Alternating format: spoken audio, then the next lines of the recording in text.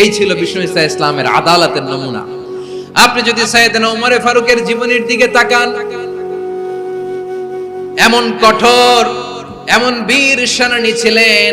সাইয়েদনা ওমরে ফারুক যদি রাস্তার এই মাথা দিয়ে হাঁটা শুরু করতেন, শয়তান ওমরে ফারুককে দেখলে ওই রাস্তা রেখে দিয়ে অন্য রাস্তা দিয়ে হাঁটতো। সুবহানাল্লাহ। ওমরে ফারুক রাদিয়াল্লাহু তাআলা কি পার্সোনালিটি ছিল, কি পার্সোনালিটি।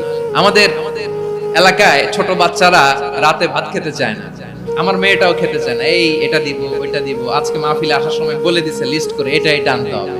তো ছোট্ট বাচ্চাদের অনেক বায়না থাকে, ওরা রাতে খেতে চায় না। তো মায়েরা বিভিন্ন ভয় দেখায়, এই বাঘ আসবে, বাঘ আসবে খাও, এই ভূত আসবে, ভূত আসবে খাও। আপনারা কি বলেন চট্টগ্রামে?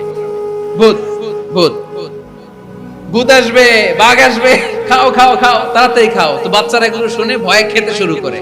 মদিনার জমিনেও একই ঘটনা ঘটতো। মদিনার ছোট্ট ছোট্ট সোনামণিরা খেতে চাইতো না, তো মায়েরা বলতো হা হুয়া ইয়াতি উমর, হা হুয়া ইয়াতি উমর, ওই যে ওমর আসতেছে, উমর।